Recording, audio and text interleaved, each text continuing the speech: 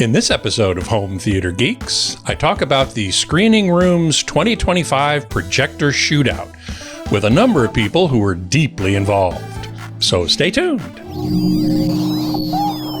Podcasts you love. From people you trust. This is TWiT.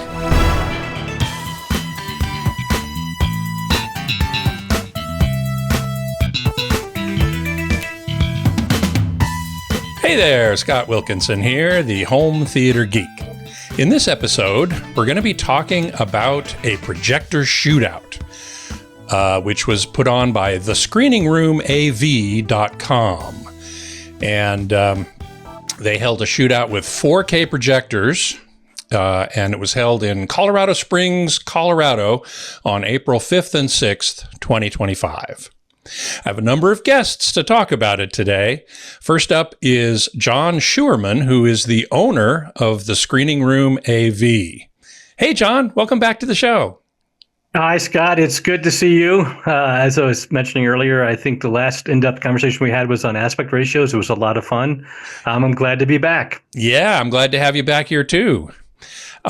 Next up is Steve Crabb, who is in the sales and marketing end of the Screening Room AV and a system designer.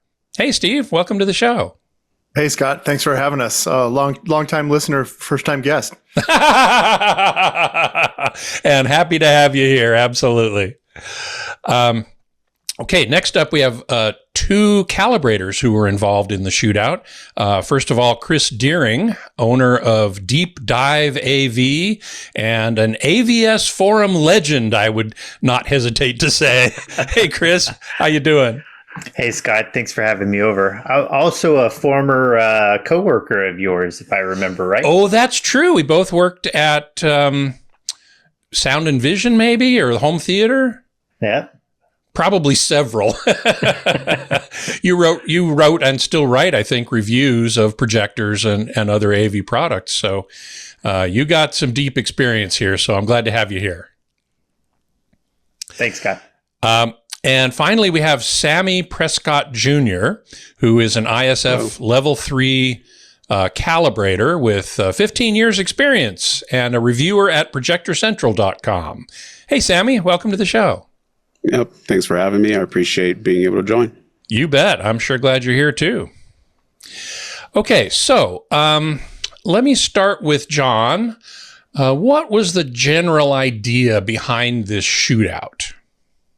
The general idea with all of our shootouts is trying to set up a legit level playing field comparison where we try to take all the variables out of play, show each product at its best, and let people make up their own minds, try to remove as much bias and much marketing. We try to remove that kind of marketing spin that all the manufacturers give, which we understand. Sure. All manufacturers do it. They do marketing hype. It's their job. And all of them are all happy to say that they make the best of everything. And of course, in some cases, products are roughly equivalent. And so what we did with this one here was trying to see how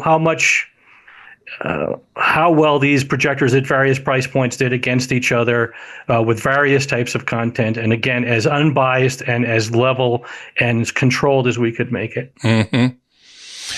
Steve, I learned that this particular shootout was not, as many are, graded. So, there wasn't a winner. There wasn't one with the highest score and then the next highest score and so on, right? Yeah, I mean, that's one of the things that we always try to do, which is be very fair, very objective, look at measurements, and be as completely, transparent as we can with the results of what we saw in the shootout. But one could do that and still have a score. I mean, all the judges, whoever they were, could say, well, this one gets a 9.5, like figure skating or something like that. But you guys don't do that.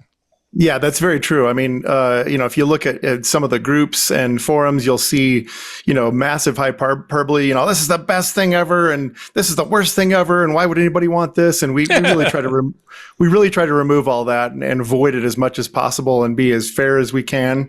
And so we'll point out, if if one product maybe falls a little short in one area, but we'll point out its objective superiority in another department maybe. So that's what we've always tried to do. Yeah, and if I can just jump in real quick too, sometimes when we do our speaker shootouts, we do that scoring 1 to 10 because those are double blind.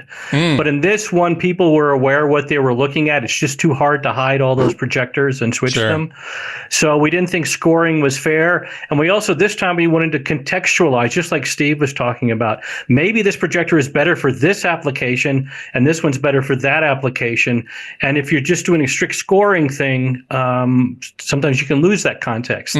Good point. Like one of them might be better in a dark room and one might be better in a brighter room.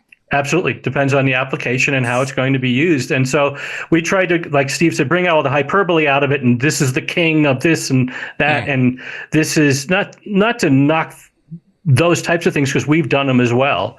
But in this case, we just thought it was very important to contextualize performance of each projector. Well, let's go over the contestants, if you will. Not that there's a winner here per se, but these are the projectors that were in the shootout and were shown to people. We have a graphic that kind of shows them side by side. Kris, why don't you tell us when we see that? Give us a little idea of what the list is here. Yeah, so for this event, we ended up with 2 screens. We used some Stewart Studio Tech 100, 140-inch diagonal 16:9 screen. So we wanted to make sure that the screen wasn't contributing anything to the image.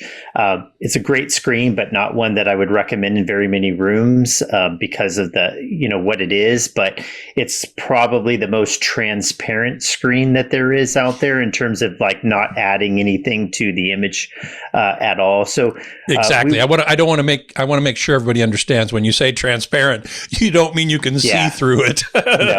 No, it's just it doesn't have it's a Lamberian screen. There's no gain. There's no, there's really not anything to it. It has a very slight amount of texture to it, but you would really have to go out of your way to see it. And then we divided it into groups. So we basically had 2 main groups. And we categorized them kind of based on their price points. So as we can see here, we've got 2 that are over $25,000. Correct. And 3 that are under $10,000. Correct. So we did the Epson QB1000, which was the most expensive of the first group. That was the more budget minded. Again, I always say that, because everybody's budget is different. But we just felt like it was probably the one that would make the most sense being compared to the other models.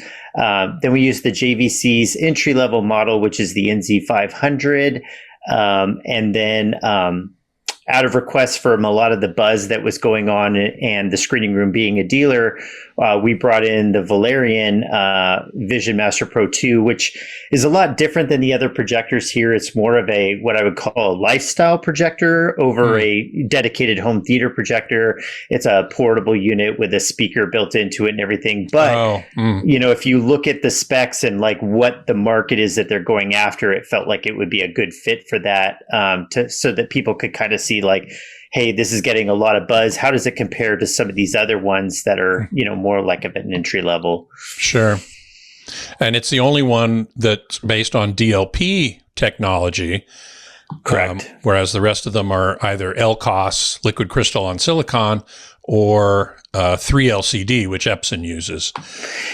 Yeah, it would have been great to have, maybe another DLP in the mix, but there hasn't really been anything, that I'm aware of that's been like a big entry into the market as of recently. I mean, we could have even done more projectors from these brands, but we kind of looked at like, well, how much time do we have? What do we want to show? And really, what did we show the last time? Because a lot of these projectors are just variants of things that we did a few years ago with, not a lot of real big changes to them. And then on the upper side, we had the opportunity to look at Sony's, latest consumer flagship, the 8100, and then compare that to the JVC's flagship, the NZ900, which again are closer to each other in price than the other ones. So that in that comparison, we only had the 2. In the first comparison, we had the 3. Well, we'll get to that in just a second. Sammie, you also had two other Epsons in a different room, super bright, high brightness projectors, right? Correct. Yes. You had the QL7000, which is a 10,000 lumen projector, and you had the QL3000, which is a 6,000 lumen projector. But additionally, Epson also brought in the QS100, and that was there more so on demo. But the one that was projecting the image mainly in that room was the QL7000. Which is a almost $30,000 projector, 10,000 lumens. Correct. And that was put on a much bigger screen, right? Yeah, I want to say that was a 180-inch diagonal screen. Yep. I also believe that was also a Snowmat screen as well. It was a Phantom. It was a Phantom? Okay. So that was a Phantom. We used the Snowmat. And it was bright. I mean, that thing can throw a ton of light. I've had it here and tested it, and it definitely shows a different application that you could use for those style of projectors. It's meant for, you could use it for a dark room, but you could also use it in a bright room, and they have the lights on in that room. In fact, we have a photo from the event in that Epson room, graphic number 2. We can take a look at that, and you can see that the image looks great, and there's still plenty of light on in the room. Yeah, it was actually brighter in the room than that picture makes it look like. I think it was the exposure setting on how bright that screen was. Right. Yeah. Taking a picture of projected images is not easy. Yeah, no, Kris, all of us are kind of against the idea. We had a lot of people asking about, are you going to live stream this? And there's all kinds of problems with that. The camera's bias things. Yep. You're evaluating a display on another display. We just did not want to do that. So the pictures we're sharing here, we always have that caveat. Please don't make critical judgments about picture quality from a picture that you're seeing here. Absolutely right. Absolutely right. So here's a question for anyone who cares to answer it. Of the projectors in the main room, if we look at graphic 1 again, we will see one of the things I put in that little table was the advertised peak light output. And we can see it goes from 2,000 to 3,400 lumens. So let's call it more or less roughly equivalent. The prices are anything but. Why such a huge range in prices? Well, I think I can start out by saying that. I mean, JVC, using an example, JVC, anybody who followed us from our last shootout, and there's quite a few people who were interested in this one who attended the last one or were aware of it. JVC kind of dominated that original shootout, and we wanted to see how the other manufacturers had kind of caught up, and we'll obviously talk about that in part 2. And JVC, as you go up the line, you get more and more and more brightness, and you also get the ability for more and more contrast, and you get the ability for more and more or more color gamut coverage. So those are the differences you go up. Epson, it becomes that brightness game, right? Well, as soon as you jump up that 30,000, you're looking at eye-bleeding brightness. And I don't mean that as a derogatory term. No. For the application, it looks amazing. Sure. And then on Sony, it's a similar thing. As you go up, you get greater brightness. You get better. Well, I'm going to ask Kris that one, or Sammie. The Sony lineup, once you get to the 6100 and 8100, I think is roughly equivalent in terms of gamut and contrast. It's mainly a brightness difference. Is that right? Yeah, the only difference is that you get live color with the 8100 where you don't get it with the 6100. But outside of that, in terms of gamut coverage, you're basically just getting additional brightness. What do you mean, Sammie, by live color? So they have a feature in the 8100 that was also in the 7000 as well, where it basically skews, I don't want to say skew, but it skews the gamut coverage saturation as well as luminance. So if you turn this feature on, you're going to get a little bit more saturation and you're going to get a little bit more color luminance throughout the entire gamut. So think of it as like a color booster for the lack of a better word. Mm. And that's only on the 8100 or Bravia 9 or the 7000. In this case, the 8100. Right. We have to say that that Sony has sort of changed its nomenclature a bit. This 8100 that you saw is in their new Bravia projector line. They also have a new Bravia TV line. Yes. And the Bravia 9, I don't recall whether they call it the Bravia Projector 9 or the Bravia 9 Projector, one of those, to distinguish it from the Bravia 9 LCD QLED TV. Correct. Is in their new nomenclature. And I think they also apply it to their sound bars as well. Right. Yeah, Kris? Can you bring up the spreadsheet again, and we can kind of go over? I think you're kind of addressing the disparity in prices versus the light output. Correct. And I think a lot of people, I again, on AV boards and stuff, they don't understand why you see these kind of discrepancies. So maybe it's a good time to kind of highlight it. I would love it if you did. Yeah. So let's just start at the bottom of the list. So you had the Valerian at 3,000 lumens and $3,000. So I've seen this complaint from quite a few people that they're like, well, how is it that DLPs can have, 3,000 lumens at such low price points, where if you're trying to get a 3,000 lumen, say like a JVC or a Sony, you're up into the 20,000 range. The thing here is that, well, there's multiple things that kind of come to mind immediately. One is that it really comes down to the display technology. So DLP, has been around in the market for a long time, developed by Texas Instruments. So that right there saves money.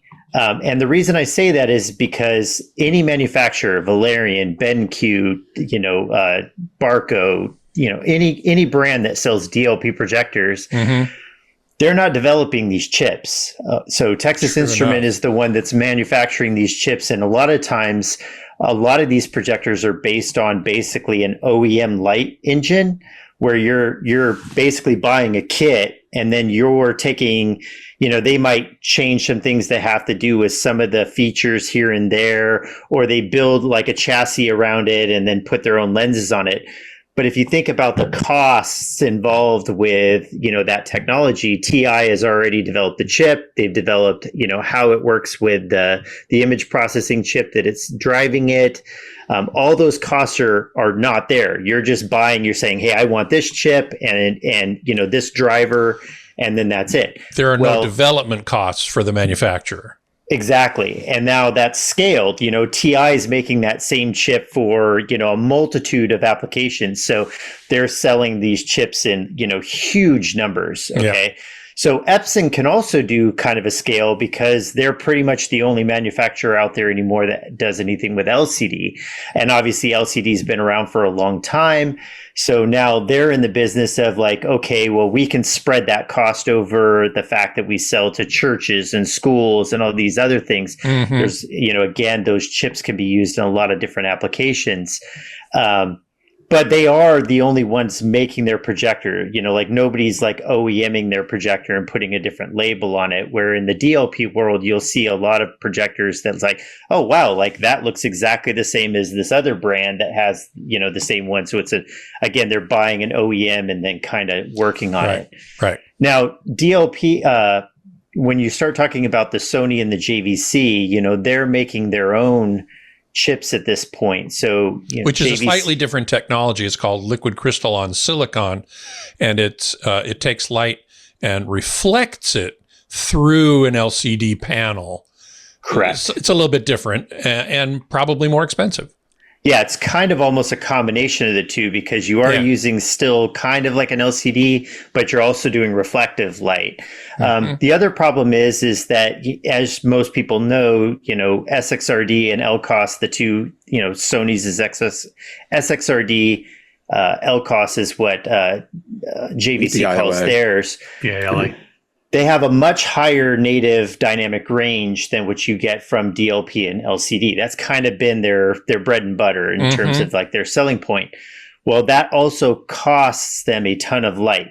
So what happens is you have basically an efficiency rating when it comes to these technologies. So how much light that's getting onto the chip that's then going out of the lens, right? Yeah. So if I have to pass it through something, how much is that taking away from it? How much are you losing? Yeah. Correct. Well, with DLP, there's almost none because it is a pure reflective technology that's just coming basically in and out. Right. So you don't need to have a big light source to generate, the light that you need to get through it, which is why you could see these really compact designs that have high output,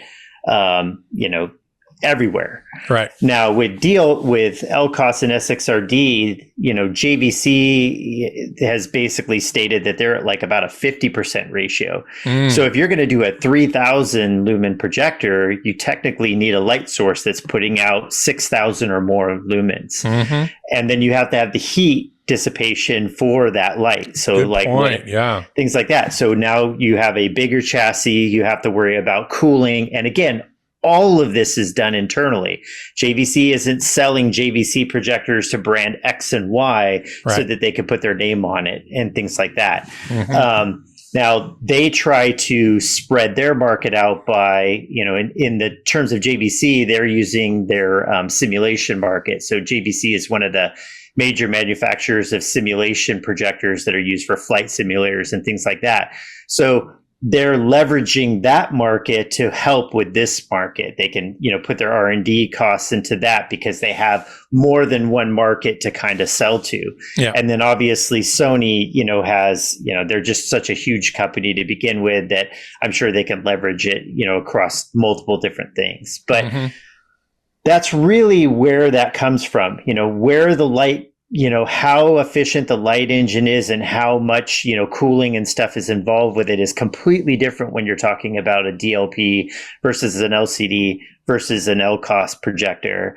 And then, who's doing the R&D and the development of the chip.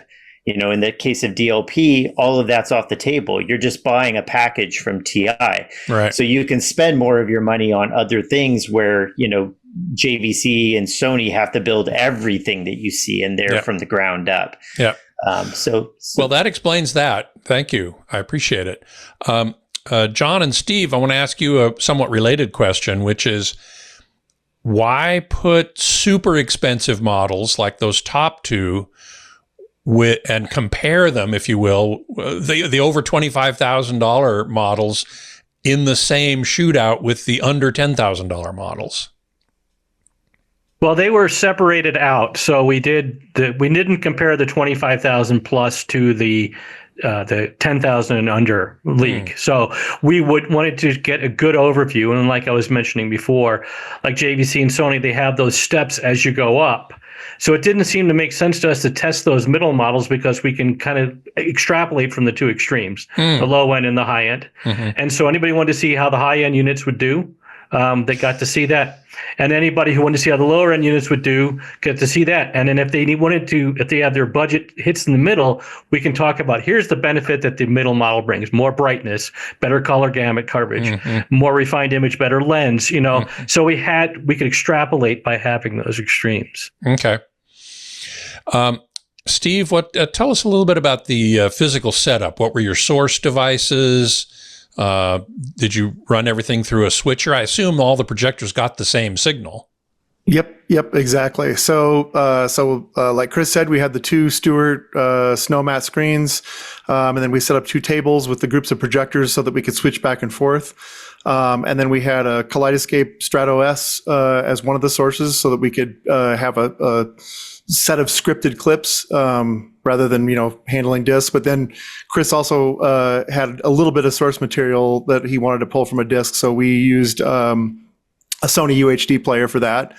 So those sources went into a 4 input, 1 output switcher, and then that went into a 1 input, 4 output. Can't say the word. Splitter. Yep. Exactly. And so most of the projectors were seeing the same signal all at the same time simultaneously. But if we were testing one group, the other group of projectors was turned off. And then we would just, Kris would play a clip, and then we could switch from one projector to the next on the fly. Very good. Now, all the projectors were calibrated, I believe, and we have a couple pictures of at least Kris doing that. I think, Sammie, you were involved in that as well, right? Yes. Yeah. So here's a picture of you guys doing some calibration ahead of the actual event. And there was another picture that I don't know who took these pictures. This one has a nice view of the screen and also of the computer with some of the results of the calibration. Yeah, and that one's much more reflective of what the room actually looked like. Because again, you get that, oh, look at all the ambient light in the room. That's the exposure of the camera. Exactly. Yeah. You know, So Sammie, how was the calibration process? Did it go pretty smoothly? It went pretty smoothly. So like in that picture there, for instance, Kris was taking the readings and I was controlling the projector. And basically that's kind of how we did a lot of it. Some of it was done off-site ahead of time, and then we brought it to the actual venue location. We measured them to make sure that they held up. If they didn't hold up, then we basically did them again. And we basically just went through SDR doing brightness matching. So that was completely as close as we can get. So some might be like 104 nits, some might be exactly 100 nits. And then for HDR, we just did full out. But in that case, we were working on the Epson, the QB1000 in that one picture. And we just used different processes. So for instance, we had to do a lot of different things that most people probably would not normally do with, like, say, for instance, the Sony. Like what? So trade secrets here, maybe? kind of. So basically what we did with the Sony is we ended up going in and loading a custom 1D LUT to the actual projector itself. And after we did that, we then ended up going through and using Projector Calibrator Pro to get it closer, because if we had have just left it as is, it wouldn't have been representative of what it could be. So we did those two things, and then we still went through and calibrated it afterwards. So we did a lot of stuff like that. We did a lot of direct uploads and custom LUTs for the JVCs. We did that for the Sony. We use a lot of the web GUI control for the Epsons. And then for the Valerian, we just went through and used the user controls that were available to it. So this, by the way, is a good example of why, when you're spending that kind of money on a projector, you want to hire a professional calibrator. I have always said this. If you're buying a $100 TV or $200 TV, there's no point. But if you're spending this kind of money, you really want to hire a professional calibrator who has all these tricks in their toolbox. Yeah, we, of course, are big believers in that. That's Kris and Sammie's involvement. I just wanted to piggyback what Sammie just said. Every attempt was made to make each projector look as good as it possibly could. Like some of those samples were manufacturer samples that had been shipped around, so we wanted to try to get them looking as good as possible. Sure. Yeah, the Sony required a lot of tricks. That required. But I don't know how much of that is. Again, it was a sample that was been shipped around, and so right. It might have needed some extra care. Yeah, at least you weren't getting golden samples like some reviewers get. Right. Yeah, you're going to come across sample to sample variants. That's unavoidable. Right. Exactly. So you have to account for that, and then you also have things just in regards to the room itself. So you have to contend with a lot of different scenarios, but.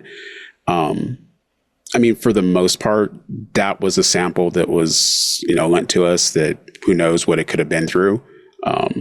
So we just wanted to make sure that it was correct.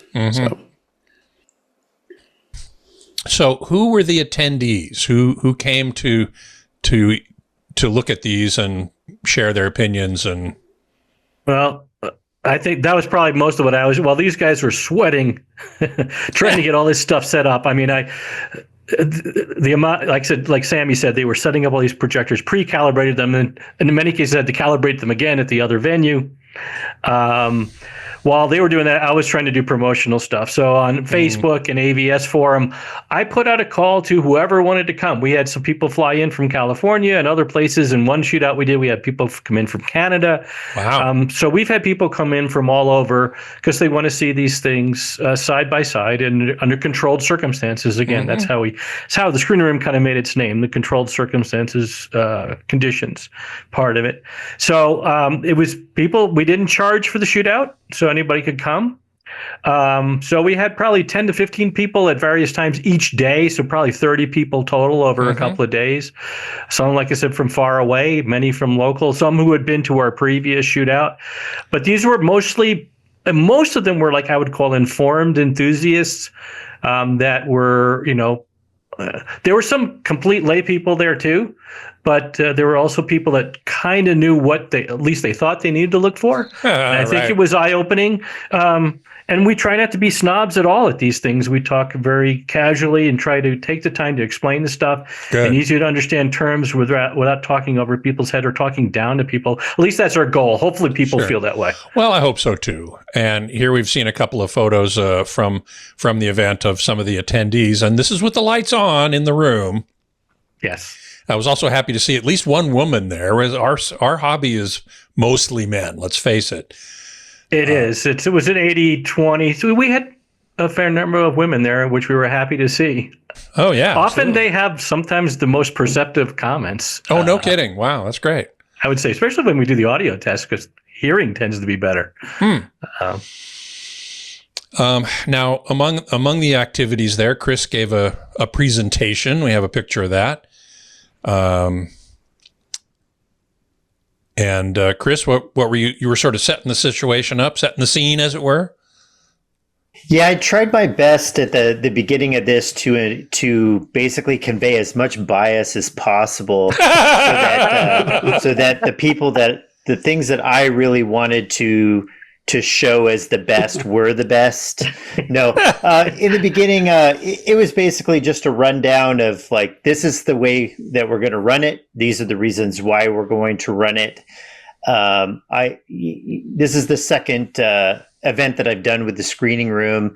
It's been nice to have the time and the resources to be able to do something like this, and not every dealer out there does stuff like this. A lot of times you just see like, oh, we're just going to open them up, put them out, put them on a table and show them and things like that, where the care that goes into this really makes a huge difference, I feel.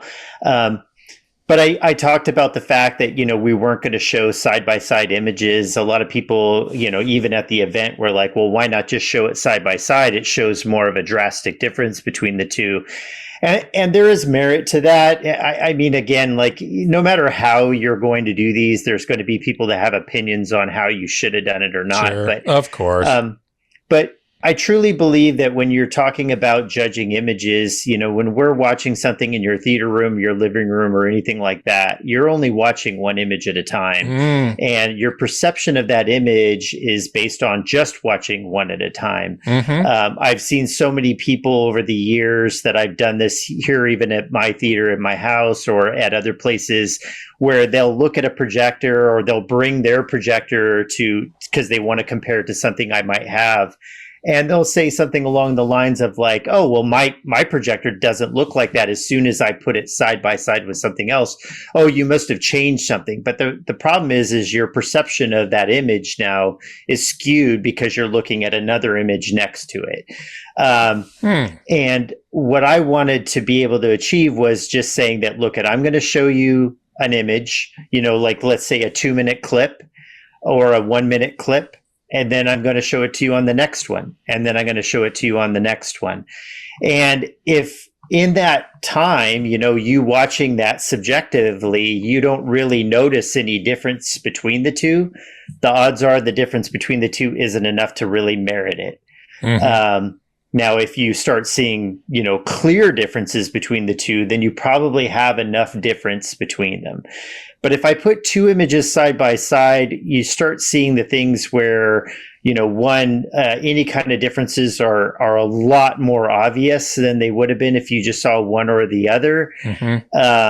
but you also start seeing things that are just things you can't control. So Sammie and I did the calibrations on these, and we tried our best to get them as tightly calibrated as possible. But in calibration, there's always error.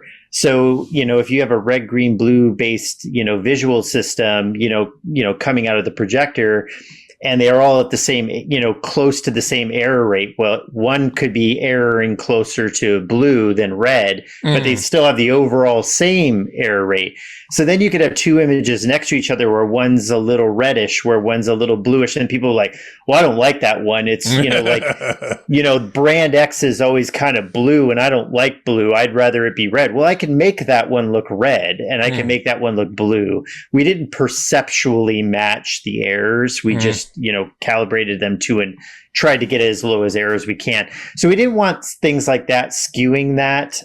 But at the end of every session, so when we got done with like the lower end models or the higher end models, we went through a script of sorts of all this different material. At the end, we would open it up and say, hey, we'll use the next, 15 minutes to any request for a side-by-side.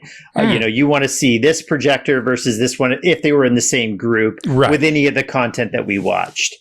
And I think everybody here would be in agreement that 99.9% of the time that happens, it's always the dark material. It's always people asking to see like the torture test of like, the super dark material, because in general, most of the time these projectors almost look, exactly the same, with the vast majority of the brighter to mid-tone things where people really see the dramatic differences between them at the lower end.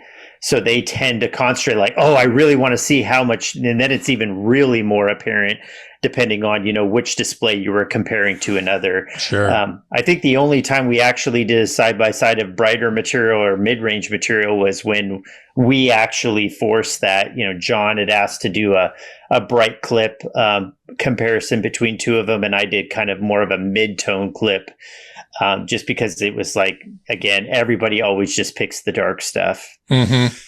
And those were illustrative of concepts too, Kris. It was very important, or very valid points that we were making about what was going on in those two things when we did our own side by side. Mm-hmm. Yeah, in a vacuum, you're usually not going to see most of the things that people will see. In a vacuum, you would never notice it. You would actually need to have something that is side by side, and you would have to start pointing things out or know specifically what you're looking for. Right. But like Kris said, if you don't notice it just by going from A to B to C, it doesn't really merit enough worth to for you to actually notice it, because it's so small. Mm-hmm. You would only notice it outside of a vacuum. Right. We have a couple pictures. Just wanted to show everybody. Again, these are photos from the event. So here, people are looking at one of the screens, and that on the left, and you can see the right screen is dark. And you guys put a curtain between them, which is a good idea, a black curtain. And then in the next one, I don't see you don't see the left screen in this one, but it's dark, and you can see people are looking at the right side screen. And then finally, as Kris said, when somebody said, "Okay, what would you like to see side by side?" In the next graph, you can see that they showed that. And here's an example of why a photograph isn't a good idea to evaluate image quality, because these two images look different. I'm sure they didn't look that way in the room. Right. That's another reason that you don't want to show both at the same time, because even though they were kind of in their own little cove, you still have it bounce, because it's all reflective light, right? So it's bouncing off the screen to the wall in the back to the screen. Right. So like when we were calibrating, for instance, you could have one screen completely off. We could have a 10% window of, say, magenta up, and that far left screen is looking magenta. So you're going to contaminate the other wall. Right. So you're going to contaminate the other screen if you showed both at the same time anyways. Good point. And then you'd introduce even more error if you try to take pictures or video of it, because now you have a camera where you've got to pick something to white balance against. And so that you could end up with two displays that look very different. Maybe one looks like it's a little pink and one looks like it's a little green, but in reality, and the differences between the two are accentuated even more. Right. Yeah. So you were talking earlier, Kris, about some of the clips that you use, and I just wanted to identify some of them. The ice scene from Alpha must have been a very bright scene, right? Correct. Yeah, we tried to get a really good balance of material from really bright, punchy color, things to kind of a mid-range, your average kind of content, to a couple scenes that were extremely dark. So, like for example, the dark one, Night Helicopter Raid from Zero Dark 30. Correct. And one of the dark scenes from Oblivion, Tom Cruise movie, his first meeting with Morgan Freeman in the cave or in the building, somewhere really dark. But also that movie has some really bright scenes. Yeah, we did use another sequence from that because that was our only high definition clip. We actually used the HD version of that movie. Oh. So we did a sequence where he's sitting on, again, like I tried to use some content that people have used before. The Zero Dark 30 one, we had, John and Steve had been at a local Sony demonstration and they had used that clip specifically. So I picked that one as the dark one because Sony had used it in the past. So it didn't look like I was trying to skew like, these people would never use that clip. Well, they used it in their own demonstrations. Yeah. And then the Oblivion clip, I just, knew that had some really bright sequences that people use where he's sitting on the mountain and he's like watering that little flower. I've seen that one used plenty of times. So I used that one and then the dark clip. And then I also did an assortment. We had at least 3 different clips in there that really are not representative of anything people would watch unless you just like watching YouTube clips. But we used Sony had provided a drive that had some stuff. So we used one that was like highlights from a soccer game. And it was shot, with cameras where it's super sharp, lots of color, really bright. There was a clip of Rio de Janeiro during Carnivale. And then we used the Peru clip that has been used by Sony, JVC, and everything else. It was actually on a JVC HDR disc, but it's a third-party content that they license, and I've seen other ones use it, which again looks a lot like what you see when you go in like Best Buy or whatever, and they always have these like really bright, super sharp, nature photography stuff that again doesn't look like anything but itself. But I thought that would be nice for if people were trying to compare bright, really sharp stuff to see like, oh, does these 1080p E-shift projectors look as good as the native 4K projectors? Or, hey, I've heard the JVCs aren't as sharp as the Sonys, or I've heard the single chip DLP is super sharp and these are going to look dull. You would have content that would hopefully bring that out if people noticed it. And I don't even think anybody commented on anything it had to do I don't think we had one. I don't think we had one comment even in this written stuff that people submitted, or even at the show, a sharpness difference, which actually bodes well for Epson because the Epson is a 1080p pixel shipper, so is the DLP. So is the DLP. Don't want to jump ahead too much. No. We're going to get to the results in part 2, right? Which, in fact, I think it's about time to mosey on for now. So let's pick this up in part 2 when we will talk about the results of the shootout and the takeaways after 2 days of viewing. For now, I want to thank you all for being here. John Schuermann, owner of the Screening Room AV at www.thescreeningroomav.com. That'll be in our show notes. Thanks so much for being here. Oh, I had a good time, as usual. And Steve Crabb, sales and marketing and system designer at the Screening Room. Thank you. Thanks, Scott. Kris Deering, owner of Deep Dive AV, professional calibration consulting and education at www.deepdiveav.com. That'll also be in the show notes. Thanks, Kris. Thank you so much, Scott. And Sammie Prescott Jr., a professional ISF Level 3 calibrator. Where can folks find you online? You can reach me through projectorcentral.com. You have a contact us, you could reach me there. And you could also reach me through the Screening Room. I'm listed on there as a partner. Very good. Great. Well, that's it for this episode, but be sure to join us for part 2, when we reveal what the results were of the 2025 Projector Shootout from the Screening Room AV. Now, if you have a question for me, please send it along to htg@twit.tv. I will answer as many as I can right here on the show. And as you know by now, all TWiT shows, including Home Theater Geeks, are available for free on YouTube, but with commercials. If you want to go ad-free, join the club. Go to twit.tv/clubtwit to sign up and get all of our content ad-free. Until next time, geek out.